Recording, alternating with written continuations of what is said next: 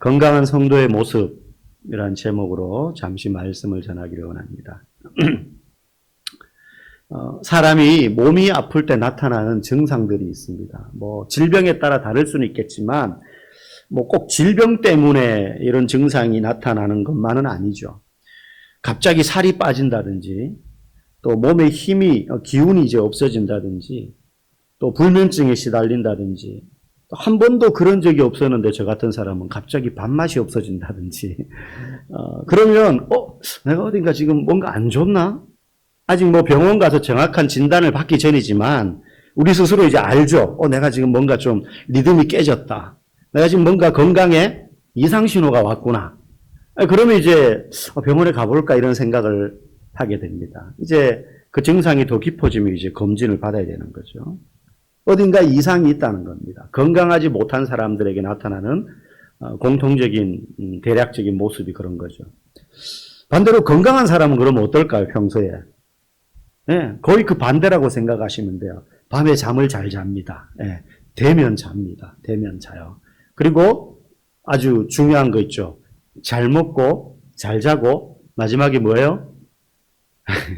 잘 싸고.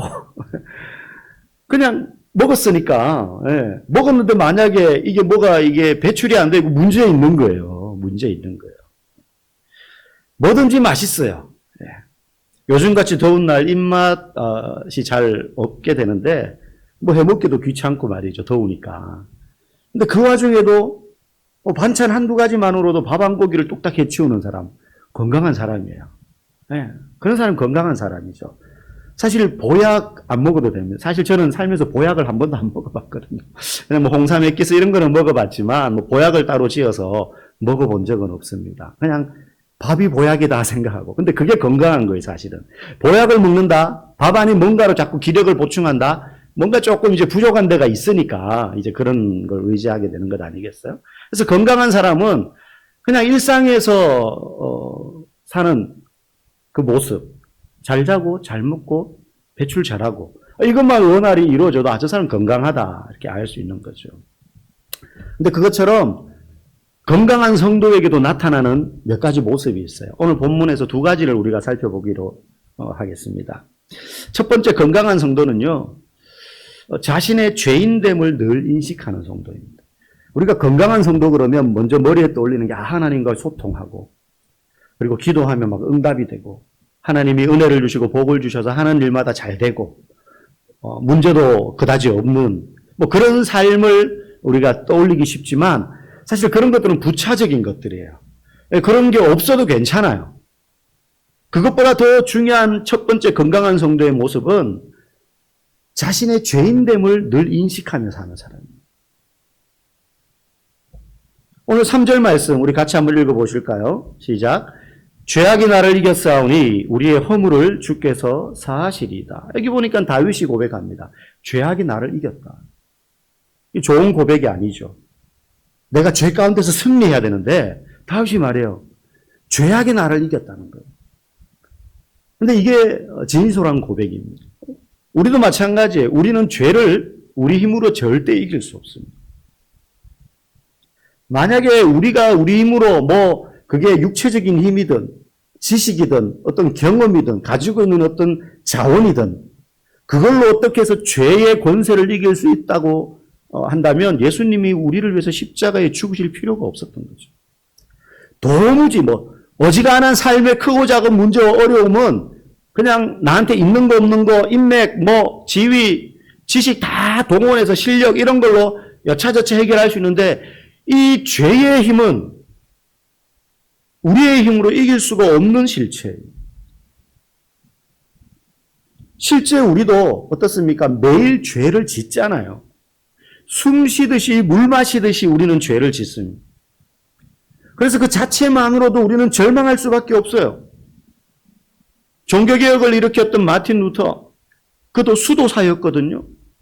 수도사도 사실 두 종류가 있습니다. 진짜 막 산 꼭대기 올라가서 완전히 속세랑 인연 끊고 정말 고박이 홀로 평생 독신으로 그렇게 하나님만 바라보면서 사람도 안 만나고 우리로 말하면 저 깊은 산에 들어가서 그냥 혼자 도 닦는 사람들처럼 그런 수도사들이 있고 탁발 수도사라 그래가지고 이제 밖에 나와서 사람들을 만나고 거리를 돌아다니면서 삶 가운데서 이제 복음을 말씀대로 살아내기 위해서 몸부림치는 그런 이제 수도사도 있는데 루터는 이제 후자에 속했어요. 어쨌든 수도사의 삶을 산다는 건 자신의 삶을 절제하고 일반 민중들보다는 훨씬 더 죄와는 거리가 먼 삶을 살기 위해서 몸부림치는 사람이었어요. 독신으로. 그런데 루터가 날마다 저녁마다 그렇게 자신의 죄를 그때만 해도 이제 개신교가 있기 전이니까 종교개혁 전이니까 소위 말하는 카톨릭 시대거든요. 고해성사를 합니다. 그런데 아무리 자기가 수도사로서 경건한 삶을 살고 죄와 거리가 먼 삶을 살기 위해서 몸부림치고 자기 몸을 막 때리고 그렇게 하는데도 고해성사하는 숫자가 줄지 않는 거예요. 매일. 매일 그 죄를 고백하는 그 고백의 횟수와 개수는 줄지 않는다는 것을 느낀 거예요. 여러분, 그렇기 때문에 우리가 범죄하지 않도록 기도는 해야 되지만 그것은 우리의 기대요 희망이지 범죄하지 않을 수가 없음을 우리는 인정해야 돼요. 그래서 우리에겐 예수님이 필요한 거죠. 그래서 3절 말씀처럼 다윗이 이렇게 말하지 않습니까? 죄악이 나를 이겼사오니 그 뒤에 우리의 허물을 주께서 사하시리이다. 내 힘으로 죄를 못 이긴다는 거죠. 아무리 몸부림쳐도. 그러니 방법은 뭐밖에 없어요? 하나님께 나아가는 거예요. 우리가 죄인임을 인정하고 하나님께 죄 용서함을 구하는 수밖에는 죄의 힘에서 우리가 이겨내는 방법 그 외에는 없다는 거예요. 내 힘으로는 안 된다는 거죠. 그래서 하나님이 우리의 죄를 사해 주셔야지 된다는 것입니다. 기독교는 여기에서 출발합니다. 아무리 좋은 프로그램, 멋진 건물, 휘황찬란한 음악과 조명 이런 게 있어도 예식이 있어도 그것보다 더 중요한 것 내가 죄인임을 인정하고 내 죄는 내 힘으로 해결할 수 없어서 하나님의 은혜 존전 앞으로 나아가야 된다. 이게 기독교의 출발인 거예요. 우리끼리는 서로 비교해서요. 누군가는 좀 더 고결하고 더 나은 사람이라고 그렇게 평가할 수 있어요. 나는 10가지 죄를 짓지만 저 사람은 3가지 죄밖에 안 지은 사람이기 때문에 나보다 더 순결한 사람, 나보다 더 훌륭한 사람, 이렇게 생각할 수 있지만 그래봤자 죄인끼리의 비교예요. 제 이제 동기 중에서 이제 지금 그 친구도 이제 목회를 하고 있는데 이제 교도소에서 생활을 한 적이 있어요. 목사님이 왜 교도소에, 군 생활을 교도소에서 했어요. 죄수로 교도소 생활을 한 게 아니라, 그래서 교도대라 그래가지고 거기를 지키는 이제 군인인 거죠. 그러다 보니까 이제 그 죄수가 들어오면 재판 과정 다 거치고 나서 이제 형무소에 들어온단 말입니다. 그럼 이제 그때부터 형기를 살게 되는 거죠. 그러면 이제 그 죄수를 호송해서 이제 감방 안에 이제 넣고 어디 외부로 나갈 때는 교도관들과 함께 같이 가기도 하고 또 경계 근무도 서고 이렇게 군 생활을 거기서 했다 그래요. 굉장히 특별한 곳이죠. 근데 그 친구가 재밌는 이야기들을 많이 해줬어요. 되게 웃기게 잘 이야기하는 친구인데 그 이제 재판을 다 받고 형기도 확정되고 죄도 확정이 돼서 이제 형무소에 들어옵니다. 교도소에. 죄수죠. 그럼 이제 그 죄수복을 입고 파란 옷, 노란 옷 이런 거 입고 감방에 딱 넣어요. 그럼 감방 안에 이제 이미 들어와 있는 죄수들이 대여섯 명, 넓은 데는 10명씩 이렇게도 있거든요. 그럼 들어가면 뭐 하는 줄 아세요? 신고식을 합니다. 신고식이 뭐냐? 밖에서 너 무슨 죄 짓고 몇 년 받아서 들어왔냐 이거예요. 그거 신고식을 합니다. 그러면 거기 다 죄수인데 새로운 이제 신입 죄수가 예를 들어 사기꾼, 전과가 폭력 이런 거면 그래 몇 년 이렇게 해서 해요. 근데 제일 손가락질 받는 죄수가 있어요. 딱 들어왔는데 신입 죄수가 성범죄 이렇게 해서 들어오면 거기 있는 죄수들이 정말로 이렇게 욕을 하면서 손가락질 한대. 어이구 저 추잡스러운 놈 이러면서. 근데 만약에 거기다가 아동 성범죄자다 그러면 거의 인간 취급을 안 한대요. 그 안에서. 네, 이해는 가요. 근데 가만히 생각해보면 웃겨요. 거기 앉아서 그 사람한테 손가락질하는 사람들도 폭력, 살인, 미수, 사기, 전과 5범, 7범, 보이스 피싱범 이런 다 죄수들이에요. 근데 거기 앉아가지고 성범죄자 보고 저거는 인간도 아니야 그러고 있는 거예요 이제. 그러면 이 친구가 이제 총 들고 딱 인승계주로 그걸 밖에서 이렇게 보다 보면 웃기지도 않대요. 똑같은 것들끼리 앉아가지고 네가 더 똥이 더 많이 묻었네. 나는 네보다 덜 더럽다. 뭐 이러고 이제 싸우고 있다는 거죠. 우리끼리는 네가 낫네. 뭐 사회법적으로는 형량의 차이가 있지만 우리끼리는 그래서 뭐 네가 나보다 낫네. 내가 너보다 훌륭하네. 그렇지만 사실 하나님 입장에서 보면 뭐예요? 우리는 다 죄인이에요. 뭐 나는 키가 169.9인데 사실은 170이나 마찬가지야. 그럼 나는 175인데 어디서 까불고 있어 그러지만 서장훈 같은 선수가 보면 전부 다 땅콩들끼리 키재기 하는 거예요. 그러니 예수를 믿는 우리도 늘 이 사실을 기억해야 돼요. 나는 이제 죄인이 아니지만 그게 내가 잘나서가 아니라 예수님이 내 죄값을 대신 지불하셨기 때문에 라는 사실을 한시라도 잊으면 안 됩니다. 이미 구원받은 사람이라도. 성도의 신앙은 여기서 출발하는 것입니다. 그리고 그 신앙은 깊어지면 깊어질수록 신앙생활을 하면 할수록 내가 어떤 사람인지에 대한 인식을 절대 잊어버리지 않을 뿐만 아니라 더 강화돼요. 나의 죄성에 대한 인식의 깊이는 점점 더 깊어져야 하고요. 반면에 그런 나를 사랑하시는 하나님은 얼마나 거룩하신지에 대한 인식도 더 커져가는 것. 이게 건강한 성도의 자기 모습입니다. 내가 얼마나 병든 사람이었는지, 내가 얼마나 살아날 수 없는 죄라는 질병 속에 깊이 잠겨 있었는지. 그러니 나의 죄성에 대한 인식은 깊어지는 반면 그런 나를 사랑하셔서 구원하신 하나님의 거룩하심에 대한 인식은 점점 커져가는 성도. 그런 성도는요, 신앙생활을 하면 할수록 하나님과 사람들 앞에서 더 겸손해질 수밖에 없는 거예요. 그래서 겸손이란 단순히 성품을 이야기하는 게 아니에요. 저 사람 예수 믿더니 참 성품이 겸손하게 바뀌었어. 아닙니다. 성품이 그런 게 아닙니다. 이걸 깨달았기 때문이에요. 내가 얼마나 죄인인지. 그걸 한번 깨달았던 과거가 아니라 매일매일 지금도 그 생각만 하면 사무치는 거예요. 그러면서 하나님이 얼마나 거룩하신지. 내가 잘 나갈 때도 교만하지 않고 사람들과 교회에서 목소리를 높이지 않습니다. 내가 힘들 때는 더 주님 앞에 자신의 약함을 드러내며 은혜와 긍휼을 구하며 나아가는 거예요. 이게 건강한 성도의 첫 번째 모습입니다. 늘 자신의 죄인됨을 인식하는 사람. 두 번째 건강한 성도는 일상에서 하나님의 은혜를 누리는 사람이에요. 일상에서. 여러분, 현명한 사람은요, 자신이 매일 아무렇지 않게 누리는 이 모든 것들이 결코 아무렇지 않은 게 아니라는 것을 아는 사람이에요.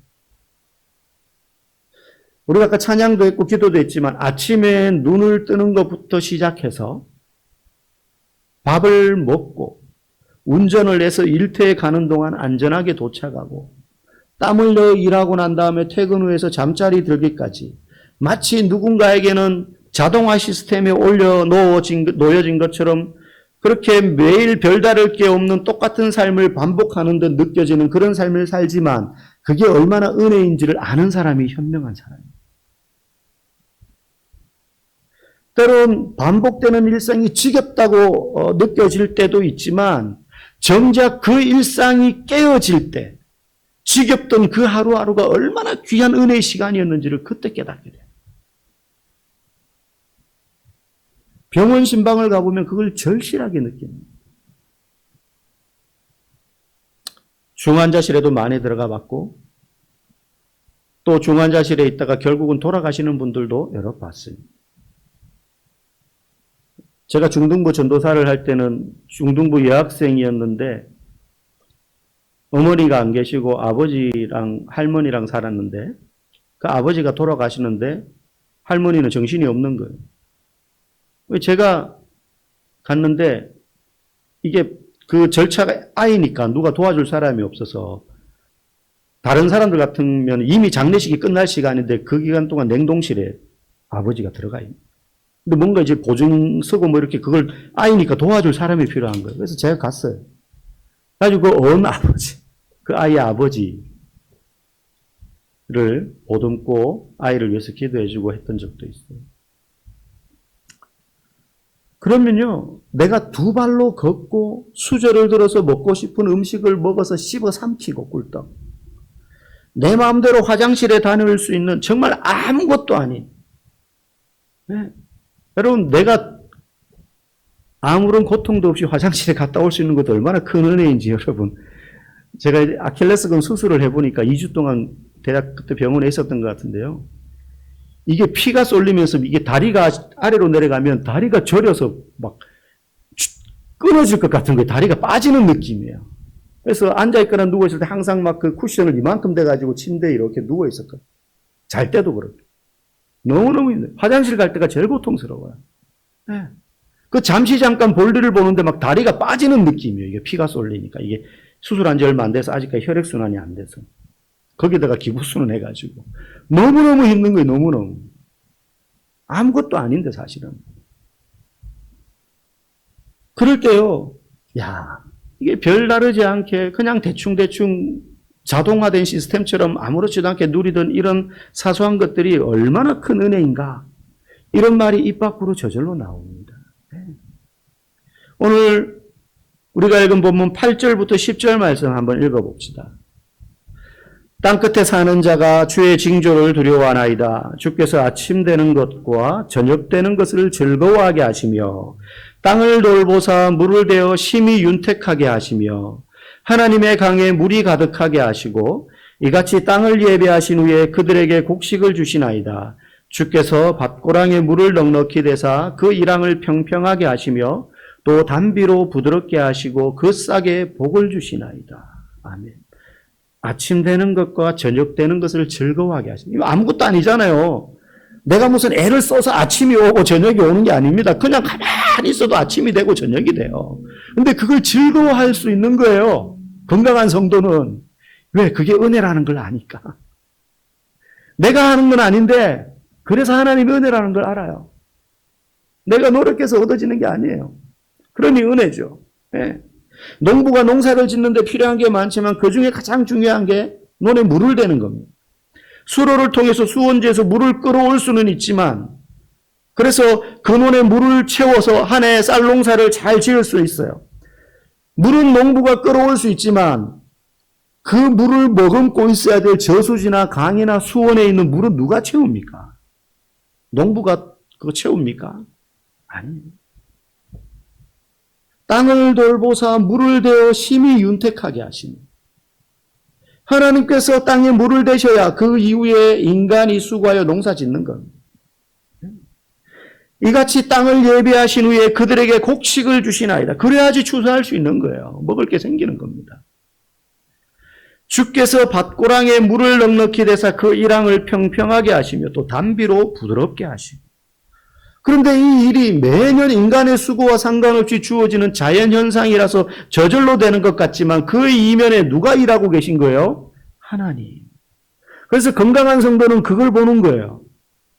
그러니 일상의 삶에 주어지는 것들에 대하여 감사할 줄 알게 되는 거죠. 근데 병든 성도는 그걸 보지를 못해요. 원망하고 시기하고 불평하고 불순종하고 불신앙의 말을 내뱉기에 바쁜 거예요. 탓 돌리기에 바쁜 거예요. 네. 내가 수고해서 곡식 얻는 게 아니다. 하늘에서 비를 내리게 하시고 땅과 밭에 물을 머금도록 하시는 것이 내 노력과 상관없이 저절로 주어지는 것 같지만 그게 전부 하나님의 은혜라는 것을 깨닫는 성도. 그런 성도가 건강한 성도인 것입니다. 지금 이제 파리 올림픽이 열리고 있지 않습니까? 그럼 막 금메달 딴 선수들을 보면서 박수를 보내고 환호와 응원을 보내면 그 환호와 박수를 받는 주인공은 오로지 이제 선수들입니다. 물론 제일 많이 받아야 될 사람들이죠. 아마 피나는 훈련과 인내 끝에 얻어지는 결과이기 때문에 메달의 색깔과 상관없이 최선을 다한 그 선수들은 박수를 받아 마땅합니다. 그런데 그 선수들이 그런 결과를 만들어내기까지 오직 순수하게 선수들만의 노력뿐이었느냐 하면 그렇지 않아요. 눈에 보여서 TV에 비춰서 막 1시간, 2시간씩 그 선수를 계속 비춰주지만 사실 그 선수에게 맞는 훈련 프로그램을 짜고 건강과 컨디션을 조절하고 체크해주고 때로는 심리 상담을 해주고 식사를 준비하고 최상의 환경에서 선수가 자기의 능력을 맥시멈까지 발휘할 수 있도록 뒤에서 준비하는 수많은 스태프들의 손길이 있기 때문에 그런 결과를 만들어냈다는 것을 조금만 생각해 보면 우리는 알 수 있잖아요. 그처럼 우리가 삶의 자리에서 힘을 다해서 일을 하고 돈을 벌고 때로는 여가를 즐기고 여행을 가고 하면서 삶을 영위할 때 사실 우리가 노력해서 이러한 것들을 누리는 것들이 많이 있지만 사실 그 일상에서 얻어지고 우리가 누리는 대부분의 것들은 하나님이 주시는 일상의 은혜들이라는 사실을 건강한 성도는 조금만 묵상하면 깨달을 수 있는 거예요. 그러니 건강한 성도는요, 삶에 홍해가 갈라지고 바위가 터지고 하늘에서 불이 떨어지는 것 같은 그런 큰 기적과 역사를 구하는 성도가 아니에요. 그것만 구하는 성도는 그야말로 병든 성도입니다. 우리가 아까 찬양으로 고백한 것처럼 이미 내가 누리고 있는 은혜가 얼마나 큰지는 모르고 내게 은혜가 없다고 생각하고 뭔가 이걸 한 방에 채울 수 있는 은혜를 구하는 것. 병든 성도예요.